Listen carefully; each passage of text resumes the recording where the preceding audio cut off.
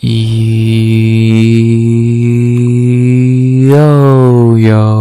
RX back with another recap of UFC 295, Pereira versus Prochazka.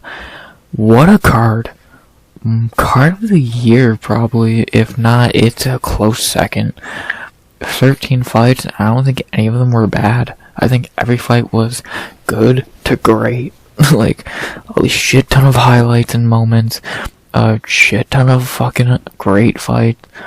Just a solid fucking card. A great card in MSG. Like always. And it fucking beyond delivered. Which is all you can ask for. And like I said, it delivered tenfold. So, yeah. I enjoyed the card heavily, every fight. And I'm excited to talk about it, because I enjoyed it, and let's talk about it. So, instead of rambling on, because I know this is probably going to be a pretty long recap, since a lot of good fights, let's just get right into it. So, as always, please like, comment, subscribe. 50 subs goal by the end of the year. We're up to 31. Thank you so fucking much. Let's keep going. We have 4 more cards this year, so let's keep going. But we gotta talk about this one, so please like, comment, subscribe, and let's begin to say something. Let's talk about some fights. Quick intro for a card that had a lot of quick fucking finishes. So, let's start with the first fight of the night. A fight that went by in 49 seconds. As we begin with Jamall Emmers versus Denis Buzukja. So, long story short, Emmers walked him down, landed some good shots, and eventually landed a perfect right hand that sent Buzukja to the ground, and he ground and pounded him out. Great performance by Jamall Emmers. He had a flawless victory, didn't get a fucking scratch on him, and he looked great. He looked all of that minus 265, all of that 78%. He looked phenomenal. He didn't take a punch, as I saw. He ran through this kid. Very impressive. And I'll talk about Jamall Emmers first. The dude is good. Like, he's always had talent. And he's really putting it together now. He really is. It's a shame he missed weight, because he should have and would have got a bonus for this. But this year he's really put together. He easily could be 3-0. A lot of people say he should be. I don't hate that. I think if you think he won that Jack Jenkins fight, I don't think you're wrong. I scored for him live. So there you go.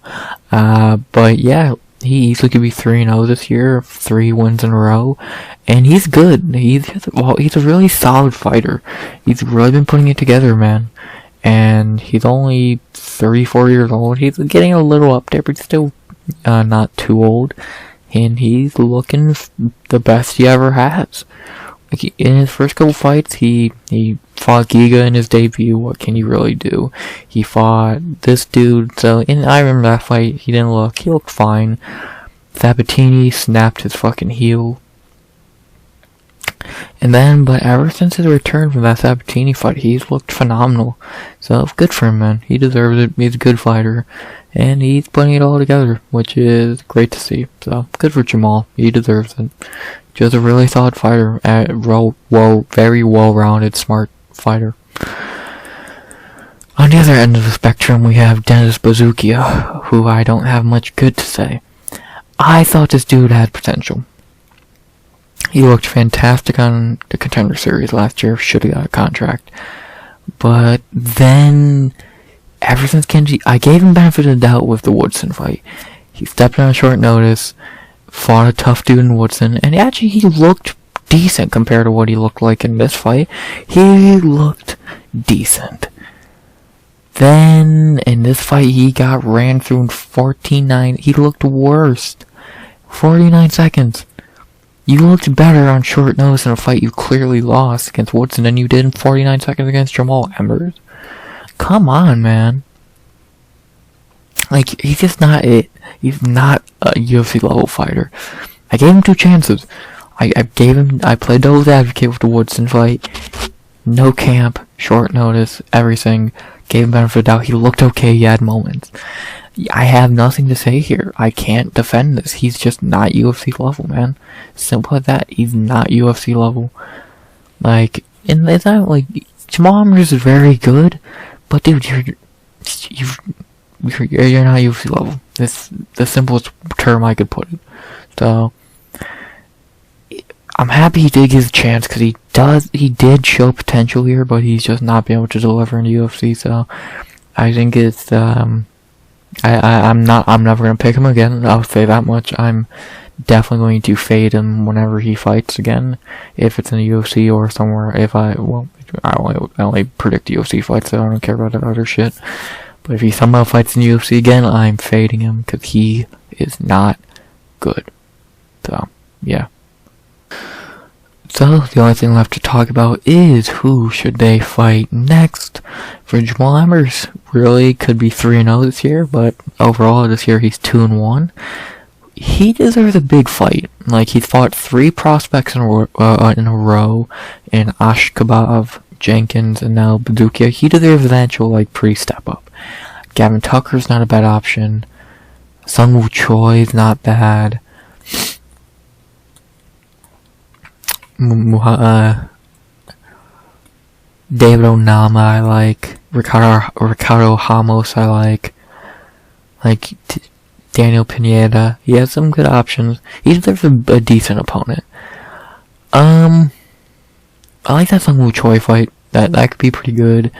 I think that could be good. Or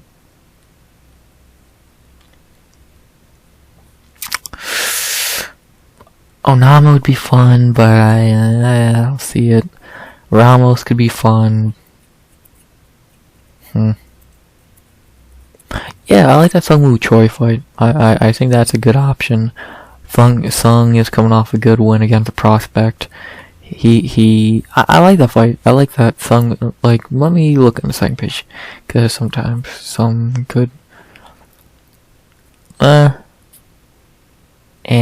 He could beat up William Gamas.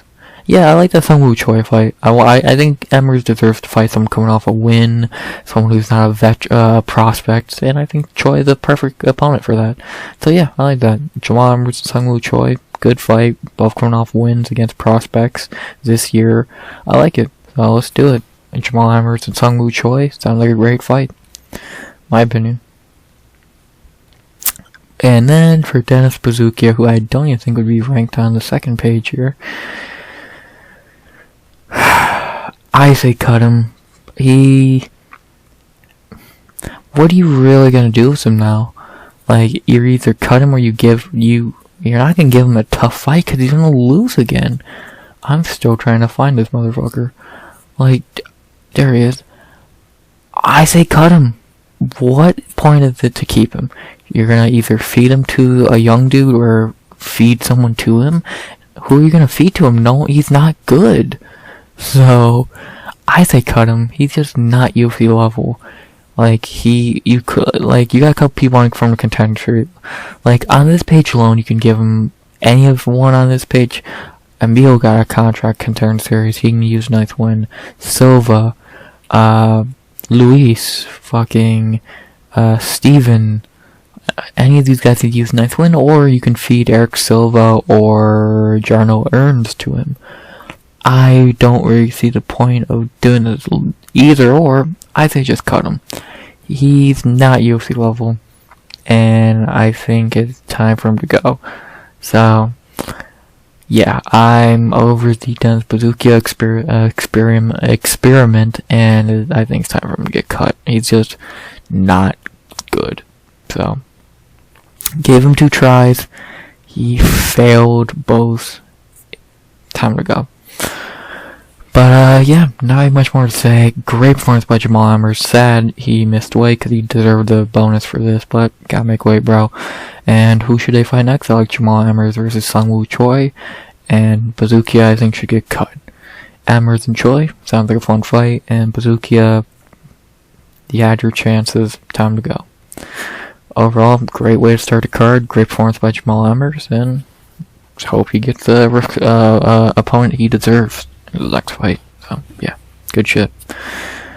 After that, we had to our second fight of the night, which was pretty good, I think anyone who actually knows these two would have expected.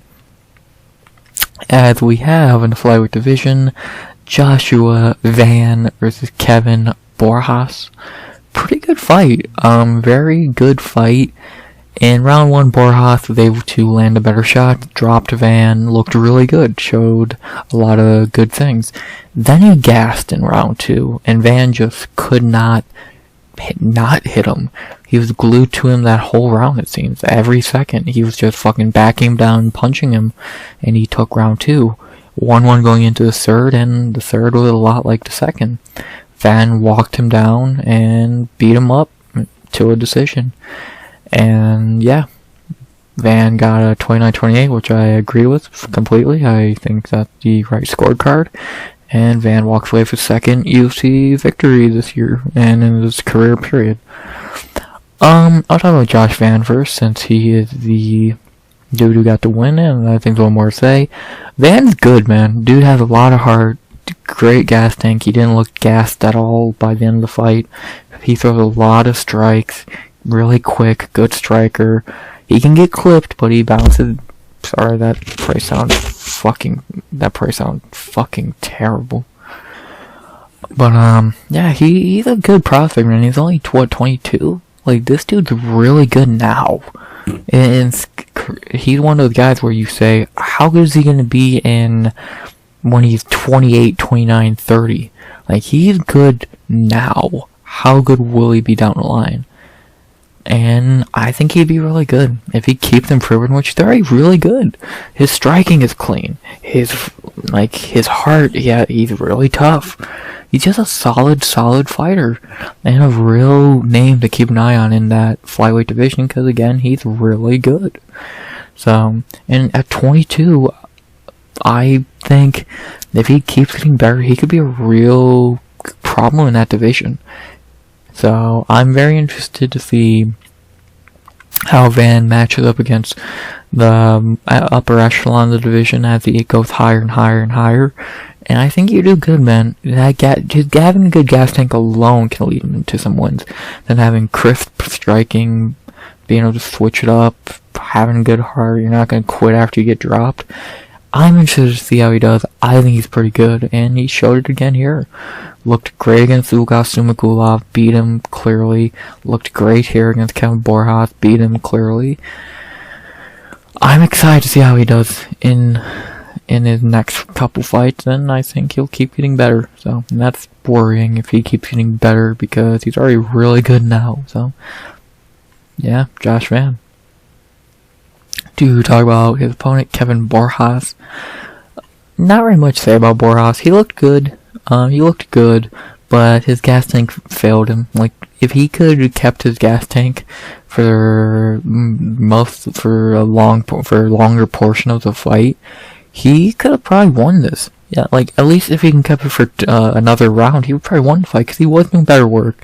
He had the power advantage. He was clipping Van at good moments, and he was doing good work, but eventually his gas tank failed on him, and it was early in the second, so he's kind of left stranded, and he got his ass beat. So, like, good debut for Borjas in MSG, put on a great fight, one of the better fights of the night, and just keep your chin up, man. You'll bounce back, only 25 years old. Fucking, he's good. I think Borjas is good, he just needs to get better. His gas tank's a little weak. If he goes back to the drawing board, fixes that up, improves a little bit overall, he can be really good. And yeah, not very much more to say. I think Borjas is good. Just gotta get better. So yeah, about all I can say about these guys. Besides, who should they fight next? Van, I think, should get a pretty good fight. 2 wins now, 2 this year. Looked great in both of them. Neither were really close fights. So who could he fight?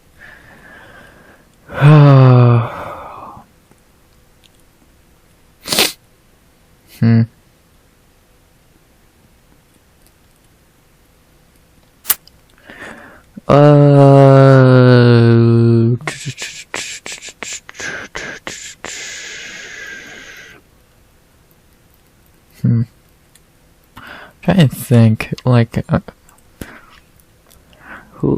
nothing's really popping out. Like, Ode Osborne's always there, but I don't love the fight. Victor Altamirano's there. CJ Vergara, I like that. I like that matchup. I think that'd be pretty good. CJ and Josh.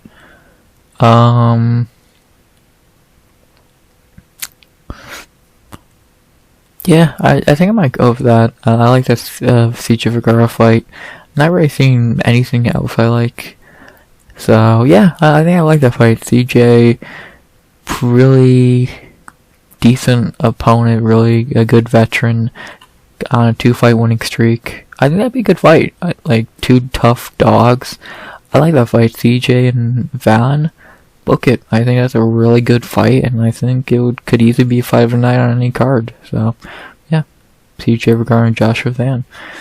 And then for Kevin Borjas, of course he's gonna get stepped down, but he looked good. That's the one thing that is saving. He did look decent, and now just give him let's see who we could fight now.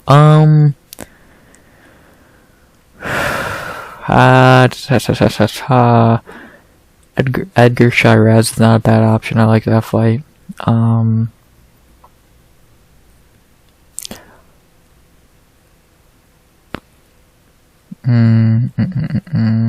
think this guy got cut.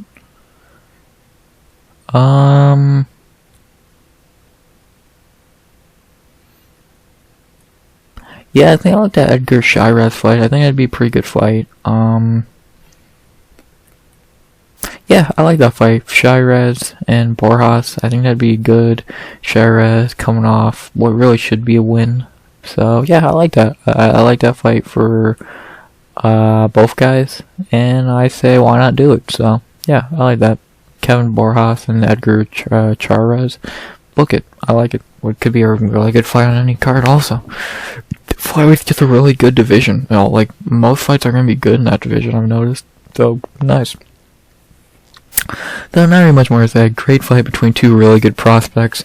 They could be meeting down the line again. I wouldn't be too shocked. They're both really good.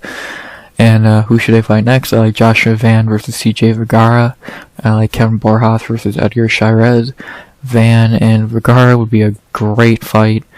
And Borjas versus Shiraz makes sense. Both need a win, coming off some questionable performances. Book it. So I like both, and let's do both. Not really much more to say. Great performance by Josh Van. After that, we had to our third early prelim, which was another pretty decent fight. One-sided, but decent. Every fight on this card was good, so I think. And yeah, so we had our third fight of the night, which was pretty fun. And we have John Castañeda versus Kang Ho Kang. Good fight. Pretty much for 15 minutes, Castañeda was able to just outwork Kang. Like, for some reason, Kang just never really was able to do much. He fought very passive-aggressive. He didn't throw much. When he did throw, it missed. Kang's best moments throughout the whole fight were when he rushed for the rare times when he rushed forward and threw hands. But those were few and far between. That didn't fucking matter. He did that at the end of the fight when he's already lost. He did a couple other times, but that's about it. Like, he got his leg chewed up bad early, and it just got worked the rest of the fight. So it was really off. I don't want to even say off. Just really bad performance by Kang Ho Kang. He just really never woke up. And Castañeda did. He was on it from minute 1. He never gassed. He looked good. So, good shit by John Castañeda, man. To talk about Castañeda first, like I said, from minute 1 of the fight, he was on, kicking the leg, fucking landing combinations. He looked great. And he looks like the dude he looks like the really good fighter I think he can be, and he is. Like, he's a really solid fighter. I like Castañeda. I think he's a really good fighter. He's only 31 years old, still very young, and he's shown a lot of potential. Like, yes, he ran to Nathaniel Wood in his debut. What do you want him to do? Yes, he ran to Daniel Santos, who's very good. But all his other fights, Eddie Wineland, a wise veteran, Miles Johns, a decent fighter, Merm Gafarov, a decent fighter, Kang Ho Kang, a decent fighter, and a veteran. He's looked good. Like, in his last, the Gafarov fight was a war, but he was able to come out on top, and he looked pretty good here, barely took any damage. I think the most damage he took, he got fucking cut on the eye. Or if that was him, I know someone got cut on their eye. In a fight to clear one, it might have been Castañeda, so. Yeah, he just looked really good. He used footwork really well, good leg kicks, good strikes, good ground, good takedowns, the rare time, the few he did get. He just looked really solid overall, and he looked like the guy he can be. So, good shit by John Castañeda. For his opponent, Kang, again, he just really never put his foot on the gas pedal. The rare times he fucking slightly put it down, he took it off immediately. He just never put pedal to the metal when he fucking lost. He never got started, it seemed, and it was weird. Like, in his last two performances, he looked great. He ran through Tabatha, he crushed Christian Quinones, because he put his foot to the gas pedal, especially in that Quinones fight. When this one, he just fucking looked passive-aggressive, and it lost him the fight. So, he's never watched this one really pissed off because he didn't really do anything, and hopefully he learns from this, go back to the drawing board and bounce back. He was on a nice roll, and he still can go at 36 years old. He's still not a bad fighter. In the rare times he actually did throw, he did land and look fine, but again, he just never fucking threw his hands, so he lost. I don't know, I think if he bounces back from this and learns from it and looks good again, I won't be shocked. So, he's a really bad performance by Kang, and, yeah, he's gonna be pissed about this one when he watches it back. So, yeah, not very much more to say on that. The only thing left to say about this pretty good fight is, who should they fight next? For John Castañeda, 2 in a row now, back on a winning streak. There's some options. Who could he fight?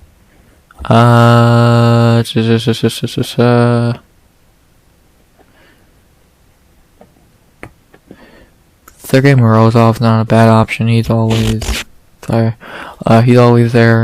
Ayman Zahabi's not a bad option.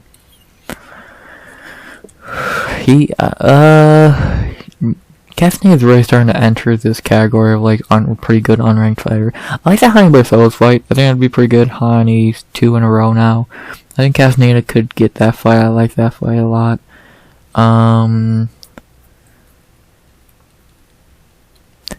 Douglas Silva, Andrade. I don't hate that. David Grant's always there. I like that Hani Barcelos fight a lot. Let's see, does Hani match up for any of these other guys very well? Or makes more sense? Not necessarily. Yeah, I think I like that Hani Barcelos fight. I think it'd be a really decent fight. It's one dude on a 2-fight skid, one dude's 1-2 in a row. It would be interesting. So, yeah, I'm down to see that fight. I think that'd be really good, so why not book it? So, Castañeda versus Hani Barcelos, I like it. And then for Kang, just go back to the drawing board and see who we can fight. Cameron Simon would be a good fight. Cameron versus a veteran like Kang would be very interesting. I really like that fight. Simon coming off a pretty bad performance. I like that a lot, actually.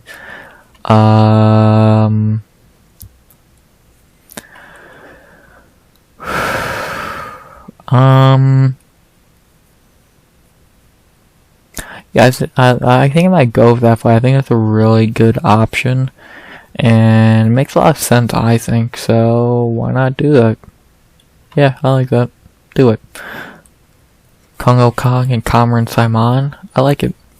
But, yeah, not very much more to say about this fight. Pretty fine fight. Castañeda fights are always pretty good. And who should they fight next? I like John Castañeda versus Hani Barcelos, and I like Kang versus Cameron Simon. Castañeda and Barcelos, really good fight, makes a lot of sense, I think. And Kang versus Simon, I think a good test for Simon, coming off a pretty bad performance, and I think it'd be interesting. So yeah, let's do it. I would like to see both those fights, and good performance by the Sexy Mexi. And now we end the prelims with a pretty good fight. A shocking finish I did not see coming, but overall still pretty good. As we have Jared Gordon versus Mark Madsen. what? Pretty good fight.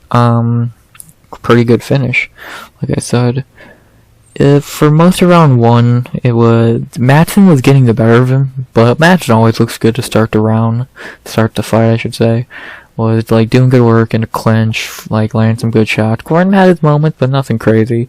And then, like close to the end of the round, Gordon hit him with, I believe it was an overhand or an uppercut that hurt him a little bit, put him up against the cage in a clinch. Then he started really trading, like he broke away and traded some good shots, and a right overhand hit Madsen clean, dropped him, and he got the TKO. Really good shit from Jared Gordon. Not really what I was expecting, but that shit was good. Really good finish, and a surprising one at that. So yeah, I'll talk about Jared Gordon first. I'm happy for him at home in New York, getting this finish after some of the bullshit he's had to deal with this year. I like it. I'm happy for him after this bullshit where he clearly won this shit, which I accident, but shit happens. He deserves this, and I'm happy he did get this win. Like he did, no less, at home. Good for him, man. He deserves it. He really does deserve it. Seems like a good dude. Had a great post-fight interview talking about his struggles and how he went from doing shit under the arena to now fighting in it. He just seems like a good dude. He deserves this shit. Like, yeah, he's 35 years old and he's not gonna do much in the division, but still, win's a win. Happy he got it. Nice finish, and he deserves it after the bullshit he's went through. Really unlucky dude, but he got a nice win. And then for Mark, to Madsen, does he just retire at this point? Like, dude, you're 39 years old. You're not a good fighter. You're lost 2 in a row. I say just retire. I don't think you cut him. If he wants to fight one more time, I say let him. But I say he's just retired, dude. You fought in MSG. Perfect way to go out. You're not a good fighter. You're not gonna do much. Again, you're 39 years old. You're gonna be 40 next fucking September. If you want to do one more fight and retire, fine. I don't hate it. But if not, just retire. So I don't think they should cut him, but either one more fight or retire now. He's just not a good fighter. His gas tank has never been good. He starts off well, but never is able to look good throughout the fight. His striking looked, I guess, a small bit improved. He's winning the round up until the finish, but still he got knocked out. His chin's always been not too great. He's just not a great fighter, and I think it's time to retire. So, yeah. About what I gotta say about Mark Mad. The only thing left to say is who should they fight next. For Jared Gordon, coming off a nice knockout, there's some options for him. There's definitely some options for him that I don't hate.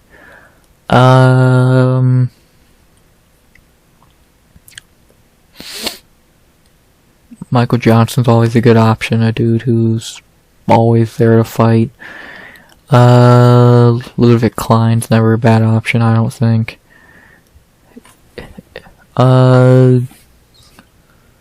Brad Riddell, if he ever comes back, but I don't know if he fucking will.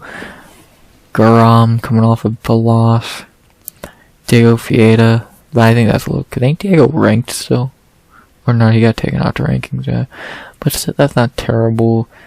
Thiago Moises, but I think that we're getting a little too far now. I like that Michael Johnson fight. MJ's always there for a fight.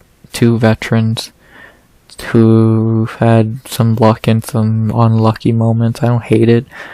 Again, Ludwig Klein's not a bad option, but I doubt it. So yeah, I like that fucking Michael Johnson fight. I think that's a good one. Greg Gillespie, if he ever comes back. Let's see. Is there a better fight for MJ? Jim Miller.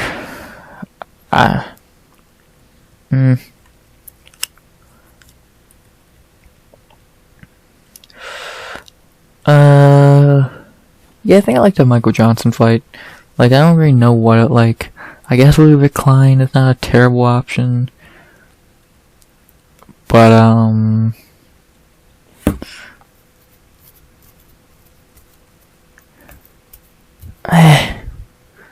I don't know. For some reason, just something's telling me that's not like a good fight. I guess with Decline, I don't hate either. I don't know. It's nothing's really jumping out at me too much. Besides Michael Johnson, for some reason, something's telling me that's a bad idea. So whatever. I guess I'll say Michael Johnson, but I'm not fully into it. So, and then for Mark II Madsen, if he doesn't retire, I guess he could fight. Who'd be a good fight for him? Mark did Casey. I think that's a good one. That'd be a good retirement fight for him, and another wrestler. Yeah, I think I like that fight. I think that fight makes a lot of sense. It'd be pretty good. Two wrestlers, they would have to. Yeah, I like that. Mark Madsen and Mark DeCasey. So yeah, book it. So not very much more to say. Really good knockout for Jared Gordon. Happy he got this moment at home. And who should they fight next? I like Jared Gordon. I guess against Michael Johnson, even though I don't feel that great about it. And I like Mark Madsen versus Mark DeCasey. DeCasey and Madsen would be interesting, I guess. So I say do that fight. And besides that, we don't got much more to say. Besides, I'm happy for Gordon. So those are the early prelims. Not bad. The 4Js got the W. Emmers looked great. Van looked great. Good performance by Castañeda. Happy for Gordon. 4 good performances. Gordon should have got a bonus, by the way. I'll talk about that more later. But yeah, now time for the prelims, which were really good. Some really good moments. Very good fights, and let's begin with the first one, which was fight of the night in my eyes, and in the UFC's eyes, and most people's eyes. We have a banger between Nazim Sadykhov versus Viacheslav Borshchev. What a fight! In round 1, Borshchev picked him apart, was able to do really good work, and took that round. In round 2, it was looking like it was going to be much of the same until Sadykhov hurt him and then dropped him with a vicious head kick that he somehow got up from. Then he dropped him again. So he took that round 1-1. And then round 3, Borshchev was able to get back on the gas and do what he did in round 1, pick him apart at range. So I scored 29-28 for Borshchev. I don't see that being a 10-8, but whatever. I guess you can call that 10-8. I don't agree. I think you really need to earn a 10-8. But if you want to give them out like they're candy, sure. I scored 29-28 Borshchev. I think Nazim did good work, man. But I think you need to do a little more than 2 knockdowns. In a round you were losing, no less, to get a 10-8. So I'm not mad at a draw. I understand it to an extent, but again, I scored a 29-28 Borshchev. So whatever. I'm not a judge, and for a card that had pretty good judging outside of one scorecard, I would say I'm not too upset about it. But again, I think 10-8 should be a lot more rare than they seem to be. So yeah, but should be more earned than they are. So, but yeah. Besides that, let's talk about, I guess, Nazim Sadykhov first, since he was the home fighter. He showed heart, and he showed some decent striking, but his takedowns were not the greatest. He did get a good few, but still, his gas tank did not seem great. He had good heart. This was about 2 dudes who had a shit ton of heart, and that was good. That was always good to see. But yeah, he's still a little green, but he has a good chin. He took a lot of shots, and I think he'll be able to bounce back. He went to war and he came out not on top, but I guess they both came out on top to an extent. So he came out not the loser. So good fight. And again, it was a good learning experience for Nazim, I feel, and I think he'll get better from this. So yeah. To talk about Slava, not the winner or loser, also, he looked good, man. He showed more heart, because he got fucking dropped badly, and he's really good. His striking's always been really good, and it showed again here. And he's just a really solid fighter. Like, his ground game, I guess, is getting better. He did get up from takedowns pretty well. He did stop them very well. But he definitely, I don't know, he's lucky he's fighting a dude who had no killer instinct in the second round for some reason.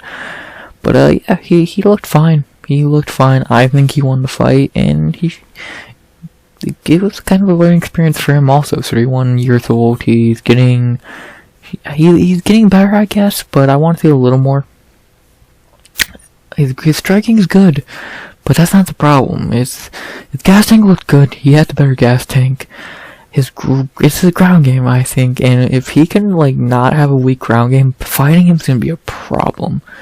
Like, if he can get a good ground game, or even passable one where he can stop takedowns and get up and all that, even maybe take you down, he's gonna be really difficult to fight because his striking is so good. In those 2 losses, he didn't get outstruck in the slightest. He got wrestled because you're not gonna outstrike him. So, yeah. Good shit by Borshchev. I think he's frustrating to predict fights because he's really inconsistent. But overall, he's looked great here, and if he can get good ground game, he can be really effective. So, yeah. But the only thing left to do now is talk about who they should fight next, I guess, because there's no winner, no loser, so whoever. I'll go Slava first, and I think he was closer to being the winner. I've seen people say having a rematch, nah. Like, if it was a bad decision, sure, but a really good close draw, I don't think we need a fucking rematch immediately. I think they're better off going off to go do something else, and maybe meet back up in a couple years. We know how much the UFC loves rematches right now. Ricci and Jan, Kopp and Nicolau. Oh, yeah. But for outsider Borshchev, who could he fight next? I think there's some good options. I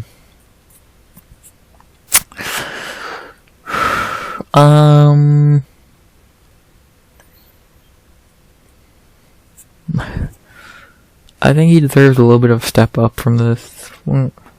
Like, Jai Herbert, maybe. I don't think Jai Herbert's a bad option. Or, dude, him and Ignacio Bahamondes would be fucking fireworks. I might say do that fight, because goddamn, that'd be a 10 out of 10 fucking war for the ages. I like that fight a lot, actually. Fuck it, do Slava Claus and Ignacio Bahamondes, because that fight would be fucking lit. That fight would be so goddamn good. And then for Nazim Sadykhov, I'm not sure. Like, for us, Ziam's not a bad option. Mike Davis is fine. Rafa Garcia. All those are good options.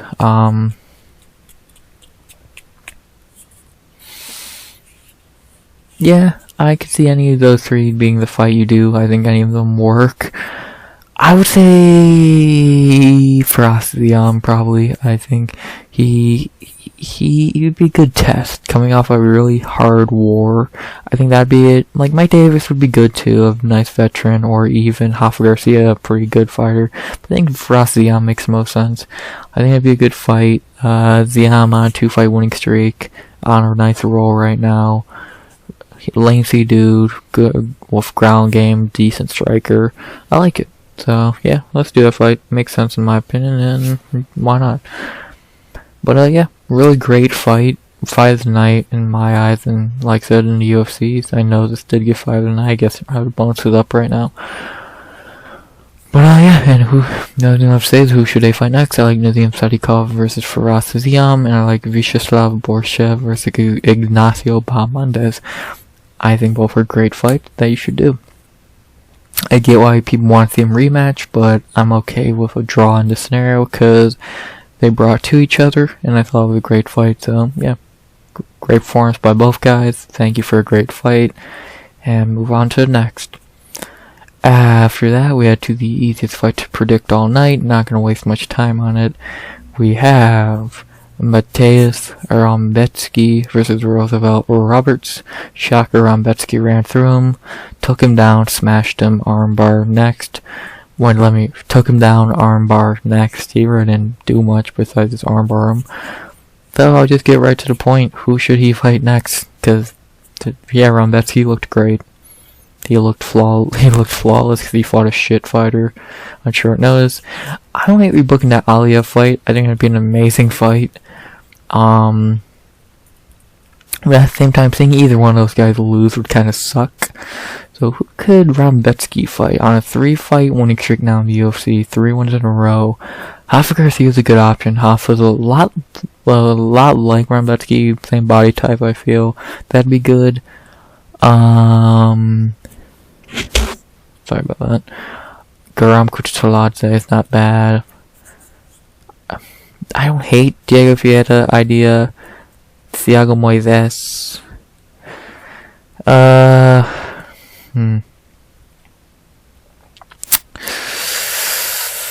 Maybe Thiago Moises?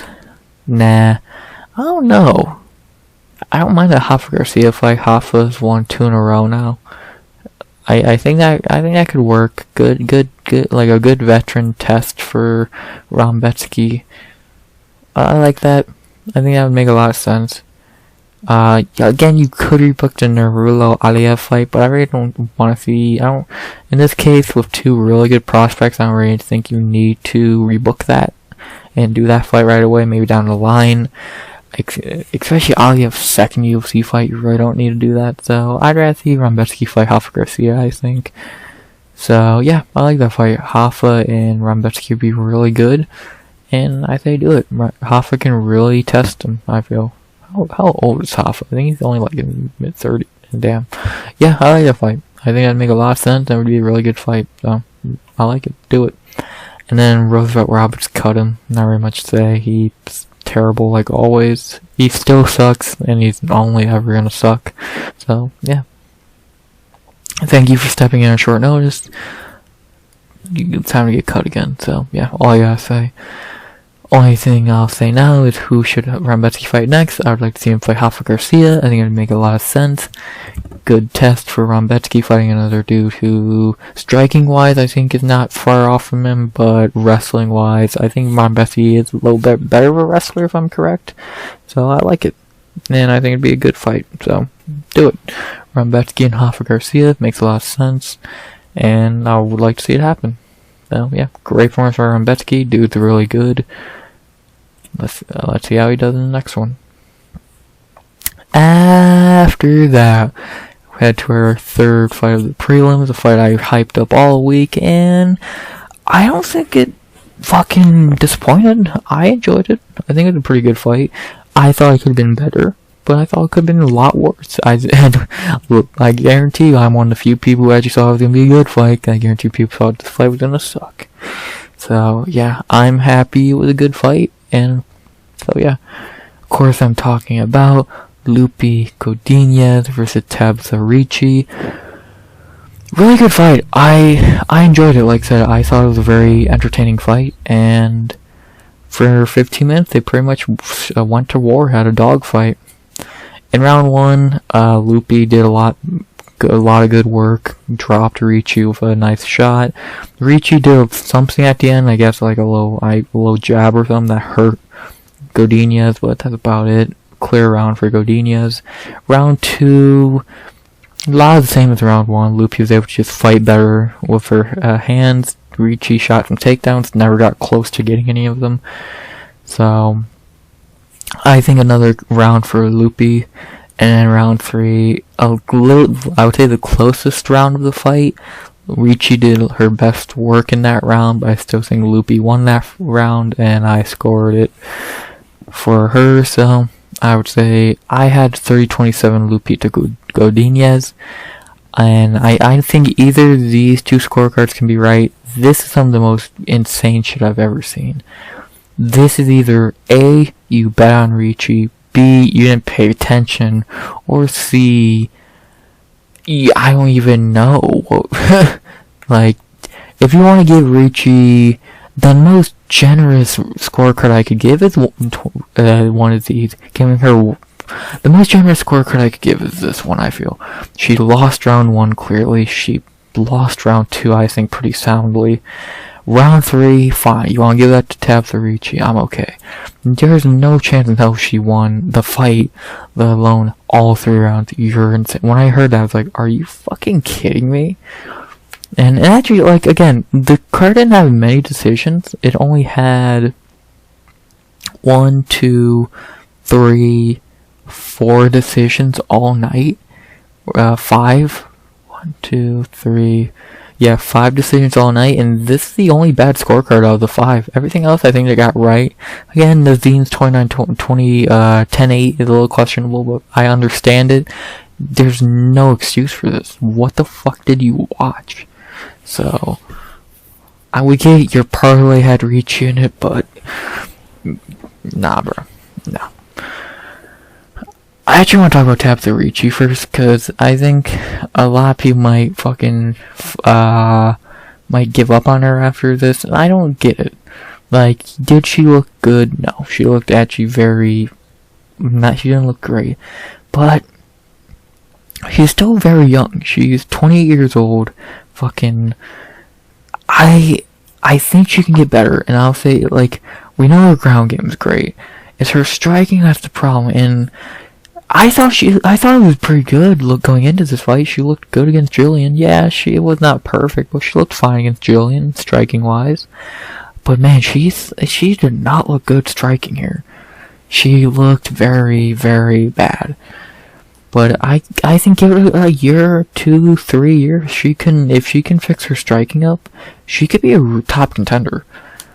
Like, but striking can definitely be a death of her too, because if she doesn't fix it, it's gonna be very bad. So, but again, I think if she can get her striking better, she can be a top contender, man. So, I like Ricci. I think she has a lot of potential and talent. She just hit a step back here. Her first loss at strawweight in the UFC. I think she'll bounce back. She's too talented not to. She just needs to get better striking, and I think she will. So, just go back to camp, get better striking, come back next year, and see what happens. I think Ricci has a lot of talent. I'm not going to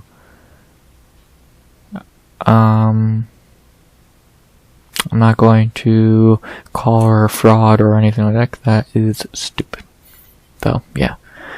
But the person I really want to talk about is the person to talk about very highly of is Lupita Godinez. She is really fucking good. When she's on, she looks like she can be a champion. Like, dead ass, she looks like she can be a champion. Like, in her last 2 fights against Reed and now Ricci, she's looked like a champion level fighter. She looked like, she turned into prime Habib against Elise Reed, and she fucking looked really good against Tabatha Ricci. Like, I can look past these underwhelming performances against Calvillo and Ducote for these really great performances like Reed and Ricci. Like, in her wins, besides these 2 underwhelming performances, she looked great here, she looked good here, and she looked phenomenal here. So, in her 7 wins, she's looked phenomenal in 3, good in 2, and looked bad in 2. That's not terrible. And now she has her best win of her career so far, being Tabatha Ricci. And let's be honest, I'll keep saying she should really be 9-1. She got robbed against Jessica Panay. She got robbed against Luana Carolina. She should be 9-1.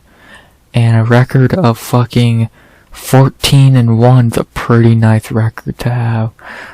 Like I said, when she's on, she looks like she can be a champion, and I won't be shocked if she is. If she can fight consistently at her best, like she did tonight, like she did against Reed, like she did against Cornelossi, I could see a champion. Like, she is so good. And all we saw with her striking tonight, we know how good her wrestling is. So it's like, goddamn, man. Goddamn. And she's only 30. So she's a real problem in that division when she's on her game like she was tonight. So, in respect to Loopy, man, she looked great. And first fighter ever to win first female fighter ever to win 4 fights in a year. So, good job.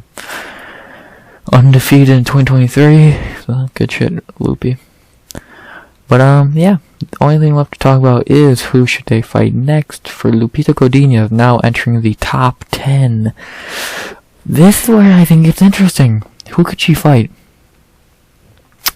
You have Pinheiro about to fight Ribas. I don't think she fights the winner of that.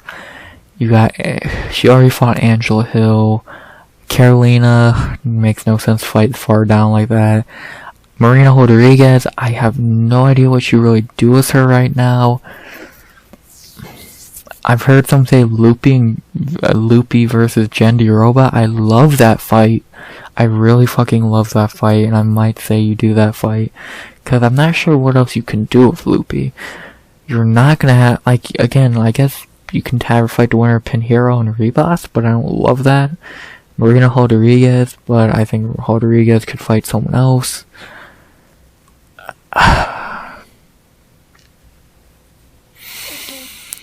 It's between Rodriguez and Jandiroba, and I might go to Jandiroba.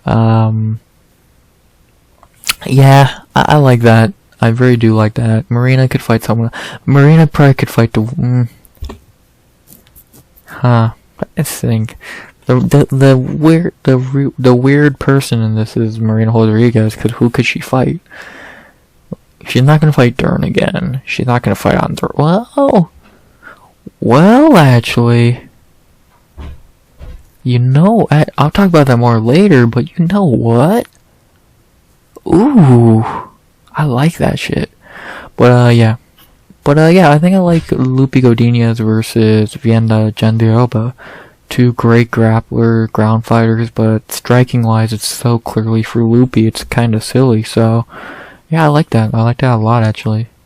So, yeah, let's do that fight. Then for Tabatha Ricci. This is where, like, the only fighter ranked I think she could fight Michelle Waterson, but I really don't get the point of that. Waterson should get cut. So who could she fight?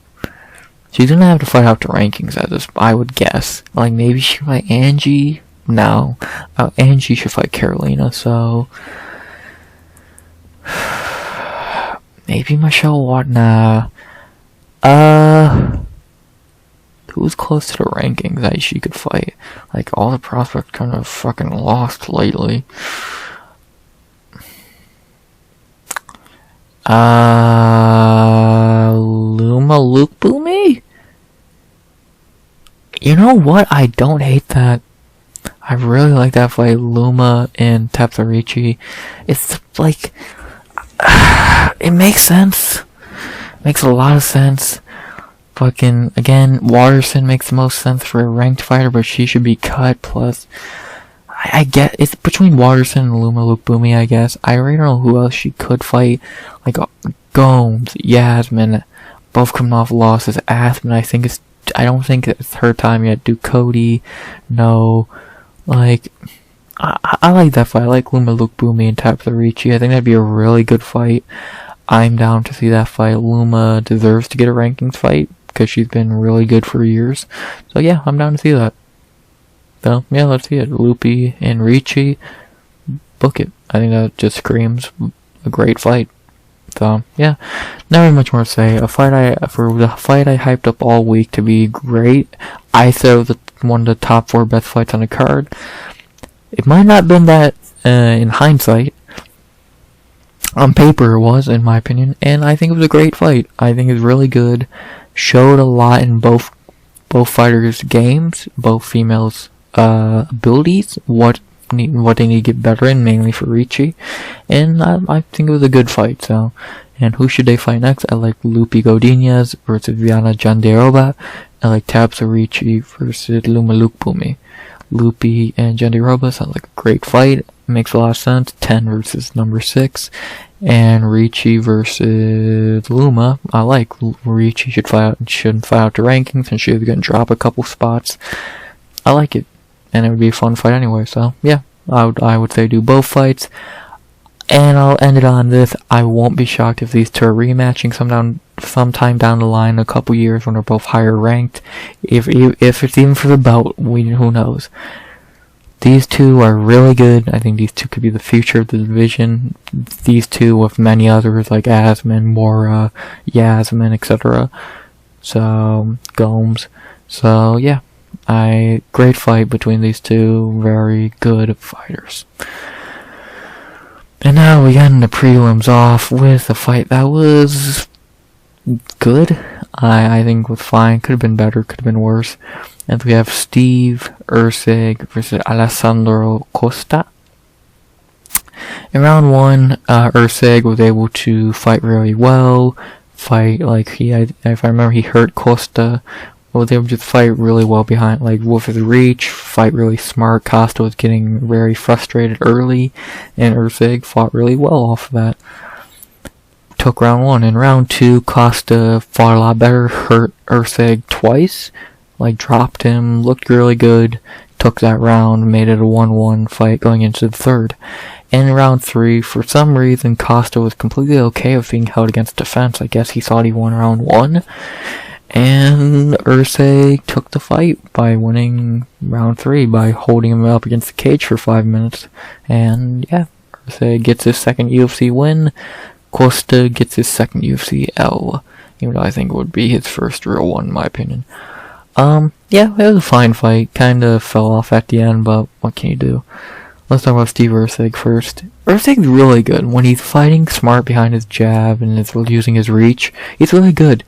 In the first round, he fought at his best. In round 2, yeah, he got clipped, but he has a good chin. He takes a lot of punches pretty well, and he fought smart in round 3. So, it's good to see he's a smart fighter.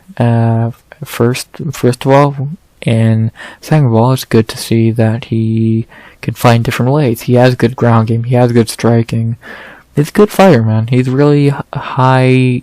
I think he's a really good fighter, and I wish, in a way, I kind of wish he didn't get a ranking so quickly, because I think he could do some good work getting 1 or 2 more unranked fights, but what can you do? He is ranked and he deserves it. He beat Dvorak, who was ranked.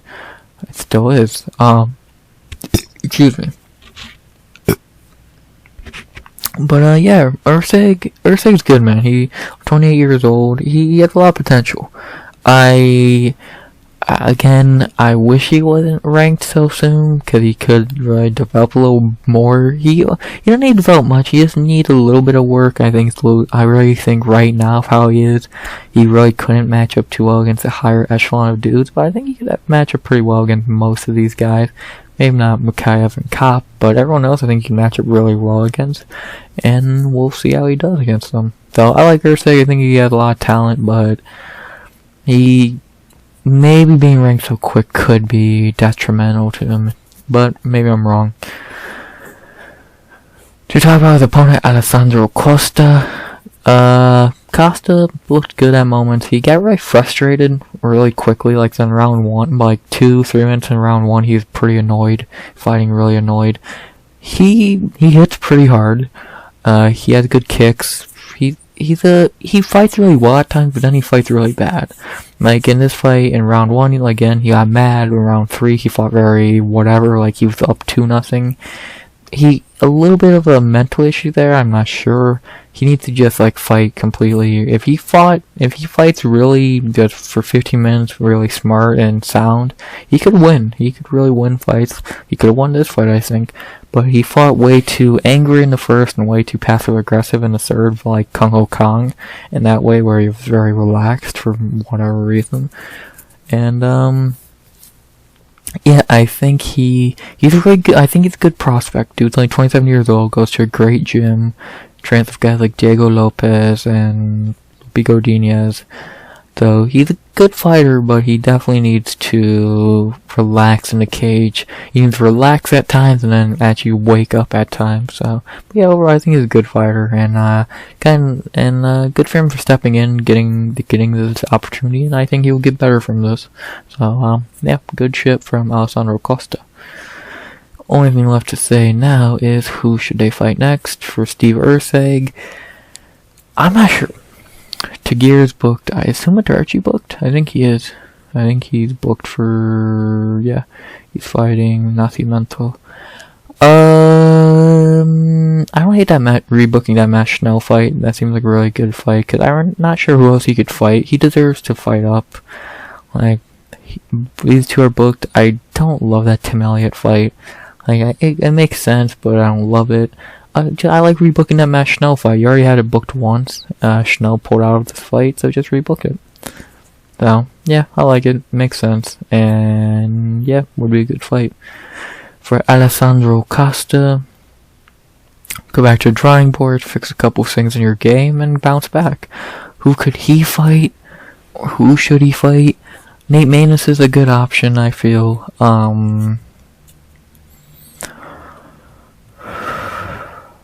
Ode Osborne again. I said him earlier, and I'll say it again, because he's always a good option for a young dude to fight.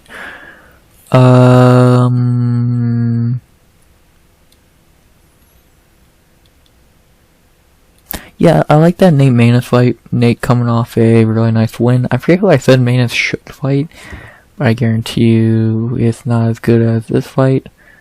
So, yeah, unless I said someone, a better fight for Maness than this, I like that Alessandro Costa versus Nate Maness fight.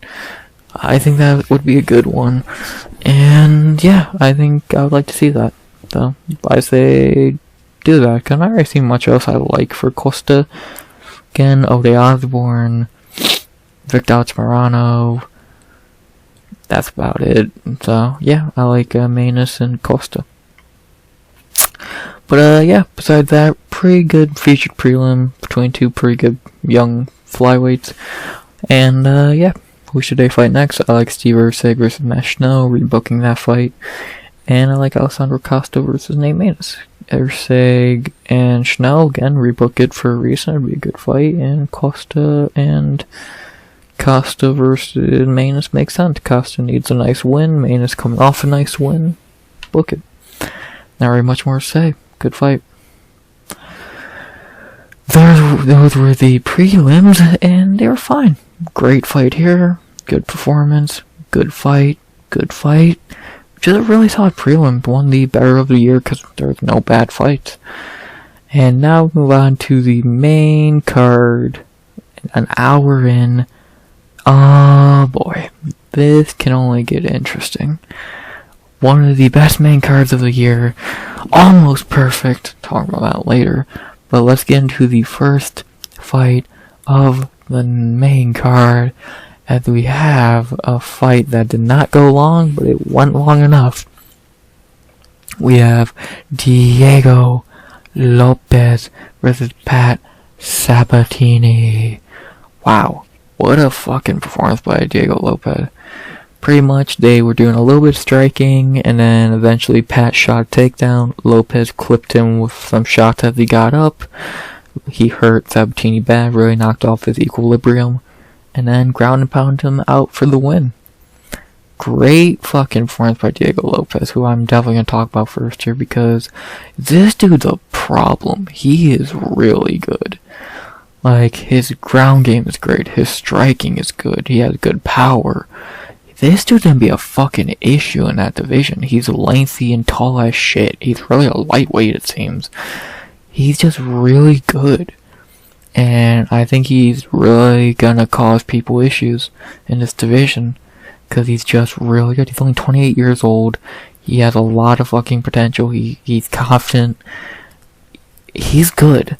He definitely looks like he could be a top 15 dude because he's just that damn good. He almost beat Montour fucking Evloev. For fuck's sake. So, and he's only like, he lost in a contender series to Joe Anderson Brito, who's very good. So, yeah, I'm very excited to see how Lopes keeps developing in this division. Yeah, he has a very long record for only having 3 UFC fights. 23-6 is crazy. But that makes it even better that he's already very experienced. He's just now getting the UFC experience, and he's passing it with flying colors every time. So, that's great shit by Diego Lopes, man. Dude's really good, and I'm very interested to see how he keeps building up in this division as he gets higher and higher competition, higher and higher fights. Talk about his opponent, Pat Sabatini. Not really much to say. He was kind of cannon fodder Like, he really had no way of winning this fight. He was the worst striker of the two. The lesser striker. He was the lesser ground fighter of the two, I feel. Either way, he was gonna get subbed or knocked out. And he got knocked out. Like, Pat's a good fighter, but he's just so one-dimensional, and it kills him.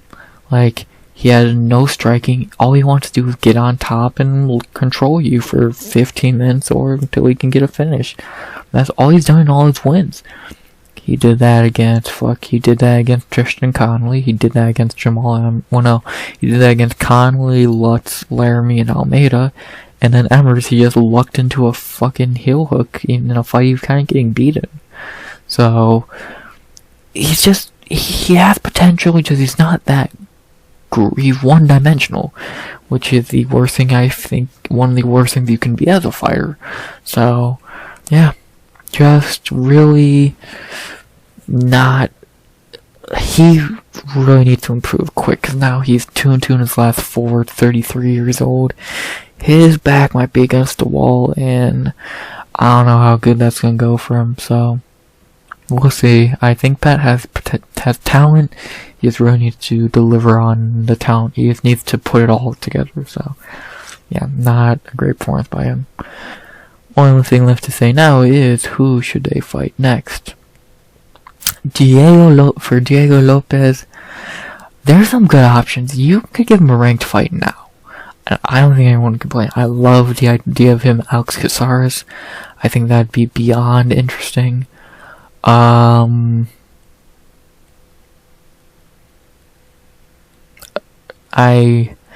not really think much else I like. Fuck it, give him Alex Caceres, man. Like, I don't know who else Caceres could even fight. Cause, like, what, the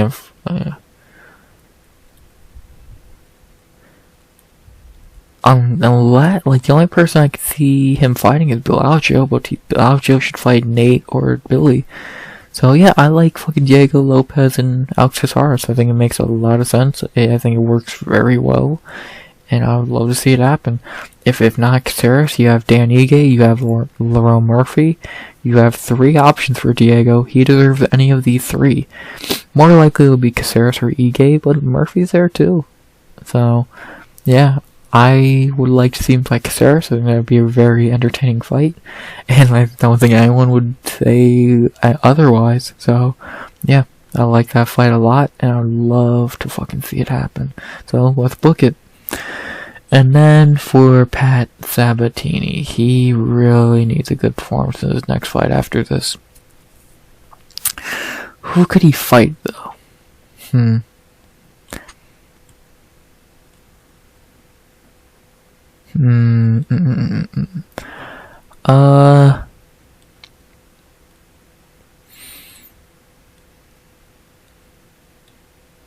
I don't mind him versus Ricardo Ramos. I think that'd be a good fight. Yeah, I like that Daniel Pineda, but I think I like that Ricardo Ramos fight. Ramos, another dude who's always had potential, just haven't really put it together much in the UFC. So yeah, I like that fight. I think that'd be good for Pat. A little bit of step down against a good fighter like that. So yeah, I like that. So book it, and that's the best fight I could find for Pat on it. So yeah, I like it. Book it, and yeah, not very much more to say. Diego Lopes is really good. That dude looked like a future top 15 dude, if not top 10 even. And who should they fight next? I like Diego Lopes versus Alex Caceres. I like Pat Sabatini versus Ricardo Ramos. Lopes and Caceres, tell me you wouldn't want to see that fight. And Sabatini versus Ramos, I think that'd be a great fight. Well, not a great fight. I think that's a good fight for both. Coming off losses, they both need it. They'll book it. All I can say is Diego Lopes is him. And I'm gonna say a couple more times on this main card alone, because Jesus Christ, main card of the year. We'll talk about this later. So yeah, Diego Lopes. Now we go into the second fight of the night, which only lasted a second longer, which is weird. But the second fight of the night was another banger, another highlight reel finish, as we have Benoit Saint-Denis versus Matt Frevola. Yeah, they started off pretty hot. They was trading shots, leg kicks. Benoit got taken down. Then he scrambled back up to his feet. He chased Matt down. Matt was kind of square against the cage. And Benoit threw a perfect head kick that hit him right in the temple, right in the forehead, and knocked Matt out cold. Well, not out cold, but knocked him out.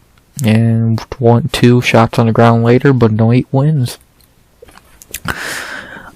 Wow. Gotta talk about Benoit first. This dude's a problem. He is tough as nails. He's actually really good striking and grappling. Dude, he's gonna be a problem in that division. Now he's ranked. This is getting more and more interesting because he is getting... Is he getting better? He didn't even take damage in this fight. He got taken down, maybe punched 4 times. Like, dude, he's on a 5-fight winning streak now over the last year and a half. Like, and he is really fucking good. Like, he's shown ability to be on the ground with guys. He's shown ability to strike. He's shown heart. Dude, he could be a real problem in this division. He's only 27 years old. He's only 27 and he fucking looks phenomenal. 5 fights in a row, he looks phenomenal. He's not, in his last 5 fights, he's not looked bad in any of them. Dominated Stoltzy, dominated Miranda, dominated Bonfim, crushed Moises, and crushed Frevola. The only one he even looked a little bit, like, hurt in was the Moises fight. Got cut up and bloody. He looked fine in in these other ones. And he's beaten, like, his last 3 wins, Bonfim, Moises, and Frevola. He ended the hype train, beat a veteran, and smashed a dude in New York. Who's from New York. So, dude, Benoit's so good. I'm so happy that he is actually good. Because he's so entertaining. And he seems like a good dude. And I'm so happy to see him get ranked. He deserves it.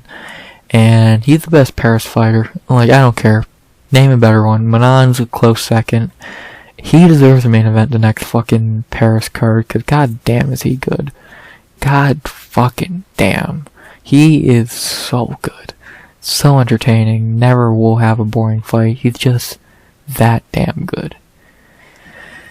And then to talk about the steamroller. What can you do? Like, he had his moments, and then he got knocked out. Like, Matt's good. Like, Matt's good. He has a good power and all that, but he's still Matt Frevola. He's a fine fighter, but he's never gonna be, like, him being ranked was even, like, he does look like the fucking odd man out in the rankings. He's not a bad fighter by any means. It's just, I don't know, he just doesn't, he is like a Drew Dober. He's a fun fighter. He's just not a ranked fighter. He puts on bangers. He'll win some and lose some. He's not gonna be a champion. He's never gonna be a top 10 dude. So I like Matt a lot. He seems like an awesome dude, cool dude on Twitter, all that. But I think he hit his ceiling. I think he fucking, in a way, I think he broke his ceiling a little bit to fucking get ranked. So good for him. Maybe he had his moments. Hope he bounces back, cause again, great dude. But I don't know, it's, especially 33 years old and been through so many wars, I don't know, man. I hope he can bounce back, at least. Now, talk about who they should fight next. For Benoit Saint-Denis, he's gonna be ranked 14th or 15th. You have some options. You got Moicano, but I doubt it. Bobby Green's booked. I don't hate this fight. Is Jalen Turner booked right now? I don't think he is. I like that Jalen Turner fight. I know he called out Gamrot, and people were saying do that fight. I think that's a big jump, but I don't hate it. He's hurt. He's booked. He's a welterweight. I like Jalen Turner fight. I think that's perfect for him. I don't know who else Turner could fight. Like, I guess do Dober Moicano, and then do Benoit and Turner. I like that. Turner needs the fight, and Like, I don't know who Turner could even fight. Like, unless it's really Dober to Benoit and Dober, though. But now, I think I want to see Benoit climb rankings as much as, like, I think Benoit and Dober is the best fight you can make, because that's gonna be insane. Benoit climbing up the rankings, he should fight Jalen Turner. I think that's a fight to do. I hope they do him and Dober, because again, that'd be fucking... Oh...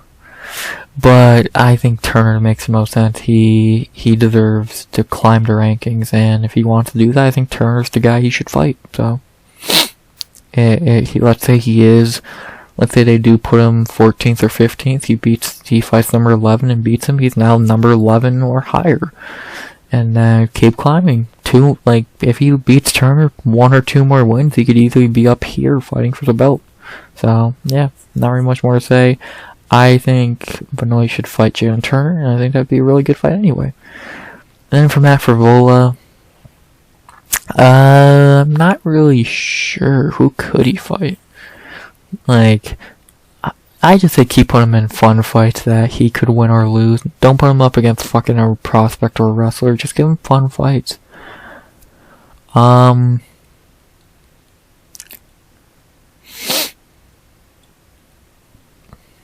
Joe Alvarez, maybe? Yeah, I like that. I thought Dober should fight Alvarez, but now with Dober being ranked, I would like to see Dober fight Moicano, and then Frevola can fight Alvarez. So I like that. I think it'd be a good fight. 2 guys who can strike and wrestle. I think it'd be a really entertaining fight, and I would really like to see it. So, yeah, I say book it. I think it'd be a really, really fun fight. So, yeah, not very much more to say about this fight. What a fucking knockout. What a head kick. Benoit Saint-Denis is fucking amazing. So is Matt Frevola. I'm a fan of both. And who should they fight next? I like Benoit Saint-Denis versus Jalen Turner. And I like Matt Frevola versus Joel Alvarez. Benoit and Turner would be great. Makes a lot of sense for Benoit if he wants to climb the rankings. And Frevola, Alvarez, both now looking out of the rankings, looking in, and whoever wins that probably either gets ranked or gets boosted close to being ranked. So yeah, re-ranked. Both have been ranked before, I believe. So yeah, great performance by Benoit, and yeah, what a fucking performance. And now for what could be the biggest what the fuck moment of the main card, up there with the co-main. We have a crazy fucking fight between Jéssica Andrade versus Mackenzie Dern. What the fuck happened? Though in round 1, it's a very close fight. Both were having good moments. Andrade was picking apart Dern's lead leg with some nice leg kicks. Dern was landing some nice shots, some nice combos, looking really good. Then, in the end of the round, last 5-10 seconds, Andrade dropped Dern and took the round. This scorecards are wrong, these two are right. Then in round 2, Andrade just turned on and looked like prime Andrade. For about 3 minutes and 15 seconds, besides a couple nice shots from Dern, Andrade picked her apart, beat her ass, dropped her 3 times, got to finish. Wow. Andrade is back and looked meaner than ever. What a performance by Betez Stoka, bro. I said in my breakdown, you can fucking go see. I'm not saying this because Andrade won. A desperate Andrade could be really scary. And it was. This is the best Andrade has looked since the Lemos fight, even the Murphy fight, either since these fights. Dude, she looked fucking phenomenal. Yeah, she got clipped a couple times, but that's the fight Andrade wants. Andrade wants to go to war, because she knows, good chance, she's gonna win that war. A couple times she hasn't. Xiaonan dropped her. Whaley dropped her. Fucking Joanna picked her apart. But if you're going into war with Andrade, you better be ready. Because she's Andrade for a reason, man. She's a fucking tank. And what can you do? She's a legend at this point. She's a female BMF. All respect in the world to Jéssica Andrade, because what the fuck, man? She started the year with a great performance, she ends it with a great performance, a win. She has some bad moments in between, but she's still Jéssica Andrade, man. You never count out Andrade. I know I didn't. Like I said in my breakdown, I don't remember exactly what I said, but I know I said a desperate Andrade that needs a win can be scary. And I said another thing, which I'm about to talk about in a second, but all respect to Viacheslav. I'm so happy for Andrade. I'm a fan of Andrade like everyone should be. She's just great. She never has a boring fight, win, lose, or draw. Jéssica Andrade. To talk about Mackenzie. She did something I said she shouldn't have done. I was worried about she fell in love with the striking. I know she couldn't get takedowns, but either way, she should have kept fucking shooting. She got too fucking okay with striking, and she got fucked for it. Excuse me. She had some nice moments. She landed nice combinations, landed some real nice shots on Andrade. But still, you can't trade with Jéssica Andrade. You're gonna lose, and she did. She learned a hard lesson. You don't trade with Jéssica Andrade. She got fucked up. Dropped 4 times, which is insane. Like, she left her roots and tried to become a striker. Yes, again, I know she all her takedowns got stuffed, but you keep shooting. You stop takedowns better.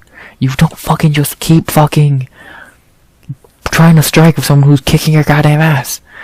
I don't know. Mackenzie is one of the most frustrating fighters to try and predict, because one moment she looks like amazing. She looks amazing. Next moment she looks terrible. Besides the Hill fight, her last good performance was Nina Nunes, and that was 2 years ago, almost. Got beat. That was a bad decision. Got beat.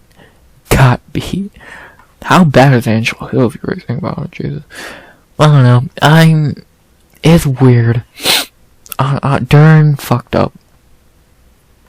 Dern really fucked up, and she paid a price, man. You try to go to war with Jéssica Andrade, and very few can walk away from that war in one piece. So, nice try, Dern. Maybe next time. The only thing left to say is, who should they fight next for Jéssica Andrade? I saw this fight earlier pop into my head, and I goddamn love it. Jéssica Andrade versus Marina Rodriguez. Holy shit. What else can you do with Andrade? She's not going to fight Esparza, plus she's going to be out for a while. She already fought her, and her, and her. I doubt she fights her. Just beat her. Not going to fight anyone here. This is the fight right here. Or, my bad. This is the fight right here. Marina and Andrade, 3 spots apart, or that's the fight. Marina's not booked at the moment. I don't think they train together. She goes to that place. She goes to there. Andrade and Marina's the fight to do. First of all, that would be an amazing fight. And second of all, who on earth wouldn't want to see that fight? I know I do. I'm okay with that being a fight night main event. I would love to see that fight. I think that'd be an amazing banger. Put that in the Apex, put that on a pay-per-view main card, put that in Brazil, anywhere. Do that fight. I don't know who else Andrade could even fight. So, yeah. I'm more than down to see Andrade fight Marina Rodriguez. I hope. My one thing is she gonna fight? If she fights up at flyweight, I have no idea what she does. No one up here, and why would she fight? Like, who could she fight? So, she needs to just stay at strawweight for right now, and Marina Rodriguez is a fight for her in that case. She's fought 3 fights in a row now in that division, so I feel like she's going to stick at strawweight, and she should. So, and Marina Rodriguez is a fight for that, so do it. Then the tough part of the booking here. What on earth do you do with Mackenzie Dern? I have no goddamn idea. She's like maybe the winner of Pinheiro and Rebus, but I don't see why. The loser of that fight, maybe? Loopy Godinez? I'm not sure. She's in the weirdest fucking pickle I've seen in a while. Like, she's already lost to Marina. She beat Angie. Did she fight Watterson? I don't think she did. She's in such a weird spot right now. I have no idea what she can do. I'm interested to see what the UFC pulls out their hat for this fight, for her next fight, because I have no idea. So, good luck UFC booking, Mackenzie. I have no idea what you can do. I'm interested to see what they think of, though. So, good luck. Overall, one of the best fights of the night. What a performance by Jéssica, Andrade. And who should they fight next? I like Andrade versus Marino Rodriguez. And for Dern, I have no idea. I would love to see Andrade and Rodriguez. Please do that fight. It's so good on paper and be so good in real life. Book it. Andrade is back. Never count on Andrade. And now we get to the crackhead shit as we head into the co-main event of the evening.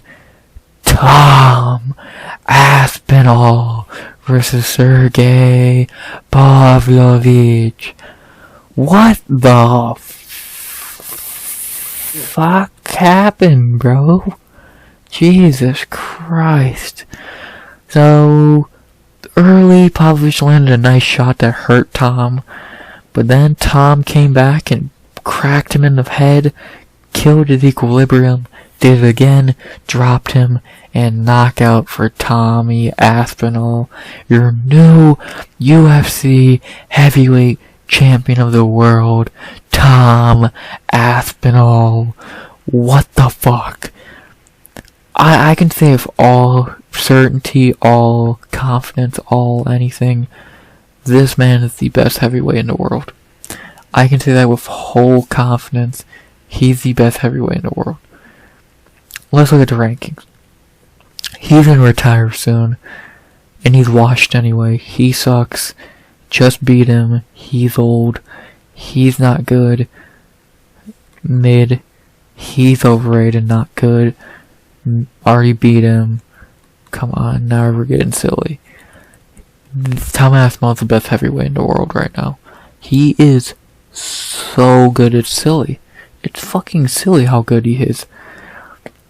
It's hard to put into work. He should be undefeated in the UFC. That Blade fight's not an L.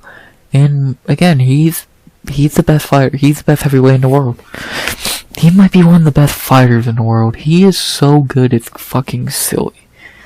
And all I can say is, I will not be shocked if he holds that belt for a while, because we all know he's going to get the real belt after Jones retires, so he's the champion, I think. I think we are looking at maybe one of the future heavyweight GOATs. He is so good, it's silly. He's only 30.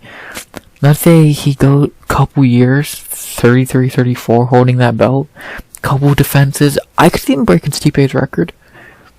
I could see him defending against Gan, Jaltan, and maybe a Pavlovich rematch, or Curtis Blades or some shit. Volkov, whatever. He is so good, it's silly. And I think we're looking at one of the best champions in the UFC in a couple years, if not even a year. He is just really... He's the best heavyweight in the world. There's nothing more I can say. One of the pound-for-pound best fighters in the world, in my opinion. And heavyweight, you're fucked.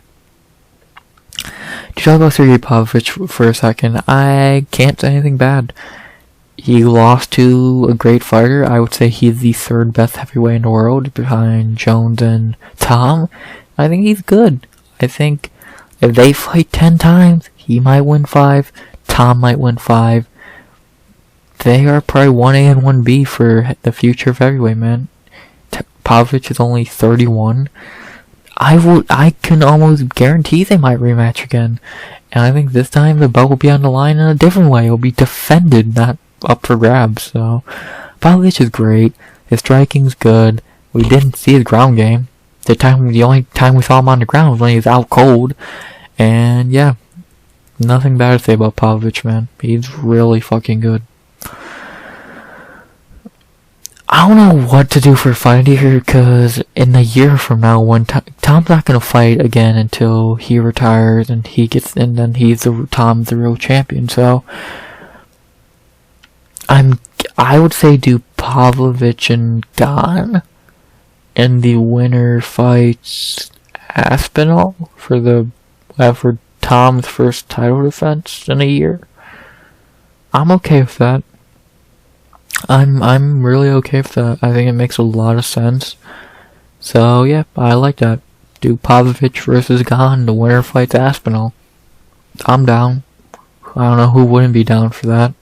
Look it. I don't know what else you could do. Who else could you throw in there? Fucking, he needs to actually throw a punch. No, old. Probably wouldn't accept the fight anyway.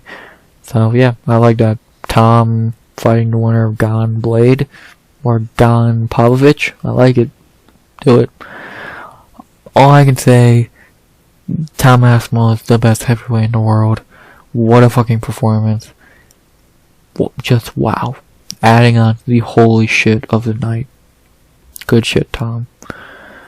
And now for the maybe one of the most disappointing fights of the year and one of the shittiest stoppages. It was not a bad fight, but fuck, it was really ruined. We had the main event of the evening, Alex Pereira versus Yuri Prochazka. Round 1 was a feeling out process. Both dudes fought very relaxed. Yuri got some takedowns and won the round with control time, even though I could see giving that round to Alex. Then round 2, a lot of the same feeling out process. Got a little crazier, both had good moments. Then late in the round, Alex dropped Yuri with a left hook. It was in a normal sprawl position, hit him in the head with some elbows. Yuri pulls guard, and the ref calls the fight. First of all, terrible fucking stoppage. One of the worst I've ever seen. Fire Mark Goddard. He is a terrible referee. Second of all, underwhelming. I expected this to be a lot more crazy, and these two fought very relaxed. So, kind of lame, but still, I don't know. I'm disappointed with all of this. I think this could have been so much cooler, but what can you do? I don't know. I think you should rebook this fight immediately, have a real winner. So, but I'm happy for Alex, man. Even if I hate that it was kind of a fraudulent win, but I'm happy for Alex, bro. He deserves it, and I feel so fucking bad for Yuri. But whatever, what can you do? Only thing you can do is Alex is gonna beat up Jamall Hill, and I have no idea what Yuri's gonna do. Fight the winner of Jan Ratchik, I guess. Or the winner of Ank Walker, whenever that happens. I have no idea what they're gonna do with Yuri. Like I said, I think we book Yuri and Alex, have them go again, or get a real ref to do it, and see who comes out on top. So, whatever. Kind of disappointed with that main event, but whatever. What can you do? Still an amazing card. Boom. There you go, recap of UFC 295. Now to do everything I usually do. How I did on picks. I won 8 of 13, 4 perfects, 570 points. For the ones I got wrong, I don't really count this since it was a terrible stoppage and I didn't care who won anyway. Dern burned me. Ricci needs to get better at striking, and this was a terrible pick. So, whatever. But yeah, pretty good night of picks. I'm not mad going 8 of 13. Only getting 4 wrong, and I think it should have been 5, but whatever.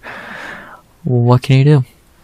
The bonuses, which are not showing typology at the moment, but I'm from memory, I'm pretty sure the performance bonuses were Alex Piera, Tom Aspinall, Jéssica Andrade, Benoit Saint-Denis, and Diego Lopes. 5 of the night went to Nazim, Sadykhov, and Viacheslav Borshchev. I agree 5 of the night, and I agree with I agree with these 4 getting a bonus. I disagree with Alex, because that stoppage was terrible. I would give that bonus to Jared Gordon. I think he deserved it more. He had a great finish. If Jamall Emmers made weight, he deserved one too, but I would have gave Gordon and the 4 main card fighters a performance bonus, and 5 of the night, I agree, was Nazim. The only other fight I could even get close to calling 5 of the night is Andrade and Dern, and I would say Nazim probably with a better fight, so yeah. Good shit. Really, really good job by UFC giving out a good amount of bonuses for a great card. And the only thing left to do is, if you missed a card, what would I recommend you rewatch? The Emmers fight, I say everything. I say rewatch everything. I'm gonna go fight by fight, but every fight was good. The worst fight on the card was probably Rębecki, because that was so predictable. Everything else was good. This was fun. This was fun. This was good. This was good. This was great. This was good. This was fine. This was really good. This was great. This was amazing. Great. Disappointing. So, this and this were disappointing. Everything else was really good. But you even watch those 2 I called underwhelming or disappointing, so yeah. Just a really great card. Easily card of the year, if not second best. 290 was very good. But yeah, great card. Almost a flawless card if the ref knew what he was fucking doing. With this shitty fucking stoppage, I think you would be calling one of the best cards ever, but whatever. Whatever. Stupid people fucking do stupid things like Mark Goddard, so yeah. Overall, still an amazing card. One of the best cards of the year. And just banger after banger, bro. So, yeah. Amazing card. Enjoyed it from top to bottom. Enough to talk about for almost an hour and 40 minutes. Uncut. No edits. I started this around 3 something. It's 5:05 in the morning. That's how much I like the card. That's how much I care about the sport to fucking ramble about it. No breaks. I've taken maybe 2, and they were like a minute combined. They were maybe a minute. So yeah, I hope you enjoyed the video. I enjoyed making it. I enjoyed every minute. I enjoyed the card. I enjoyed everything. Really good day. Really good card. Always good. Now for next week, it might not be as joyful. You'll hear me break down UFC Vegas 89, I believe. Craig and Allen next Friday, of course, 1 p.m. EST like always. And then you'll hear me recap it Sunday 1 p.m. EST or Monday 10 a.m. EST. I'm not looking forward to it. There's a couple good fights on it. It's in the Apex. Main event's not good. Again, a few good fights on it. God, I hope that card over-delivers like it should, because god damn, is it not a good card. But whatever, what can you do? What do you expect to happen after you get this amazing card the week before? So, I enjoyed this card a lot. It was great, and I hope you enjoyed it too. So, now time to finally end this video by saying, please like, comment, subscribe. 50 subs will go by the end of the year. Tell me whatever you want in the comments, how you did on picks, where you saw the card, this, that, or the other thing. Hope you enjoyed the video. Unless I'm fearing to say something, as always, RX.